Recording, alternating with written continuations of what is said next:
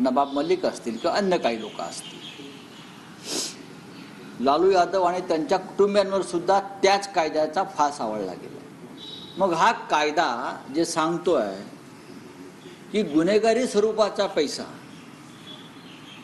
कोणी स्वीकारला असेल, गुन्हेगारीतून निर्माण झालेला पैसा कोणी स्वीकारला असेल तर त्या मनी लॉन्ड्रिंग प्रकरणामध्ये संबंधितांना अटक व्हायला हवी. हा असं त्या कायद्यातली स्पष्ट व्याख्या आहे. त्यामुळे भारतीय जनता पक्षाचे खासदार जे लोकप्रतिनिधी आहेत, 3 वेळा आमदार आहेत, भाजपचे सत्ताधारी पक्षाचे खासदार आहेत, त्यांनी गुन्हा केलेला आहे, ते आता तुरुंगात आहेत. त्यांचं स्टेटमेंट आहे की माझे कोट्यावधी रुपये हे एकनाथ शिंदे यांच्याकडे पडलेले आहेत, मी दिलेले आहेत. का? कोट्यावधी रुपये, माझ्यानुसार हा आकडा 100 कोटीच्या वर आहे. आमच्या सगळ्यांच्या माहितीनुसार आणि त्या भागातल्या लोकांनी दिलेल्या माहितीनुसार हा आकडा 100 कोटीच्या वर आहे आणि गेल्या 10 वर्षामध्ये ही रक्कम त्यांच्याकडे पोहोचलेली आहे. प्रश्न आहे का, याचा शोध ईडीने घ्यायला पाहिजे. आणि जर हा गुन्हेगारी स्वरूपातून मिळालेला पैसा एकनाथ शिंदे यांच्या ताब्यात असेल, त्याने स्वीकारला असेल, तर PMLA ॲक्टनुसार त्यांच्यावरती अशा प्रकारची कठोर कारवाई होणं गरजेचं आहे. याचे पुरावे काय आहेत सर? या कायद्याला पुरावा लागत नाही, तुमच्या माहितीसाठी सांगतो. स्टेटमेंट आम्हाला त्यात अशाच प्रकारच्या स्टेटमेंटवर ते आम्हाला सगळ्यांना अटका झालेल्या आहेत. स्टेटमेंट आहे, यांनी स्टेटमेंट दिलं आहे. स्टेटमेंट हाच पुरावा असतो. PMLA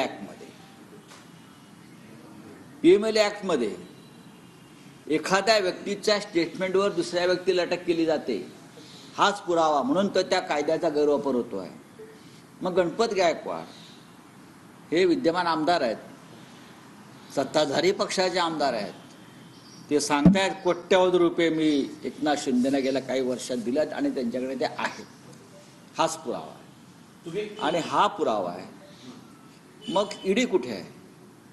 आर्थिक गुन्हे शाखा कुठे आहे? CBI कुठे आहे? गृह मंत्रालय कुठे आहे? का ते फक्त विरोधी पक्षासाठी आहे? याच्यामध्ये परत असं आहे की FIR झाल्याशिवाय राज्यामध्ये किंवा अन्य ठिकाणी ईडी याच्यामध्ये पडत नाही. या गुन्ह्यामध्ये FIR झालेली आहे गणपत गायकवाड विरुद्ध. त्याच FIRचा वापर करून ईडी आपला FIR लॉस करू शकते.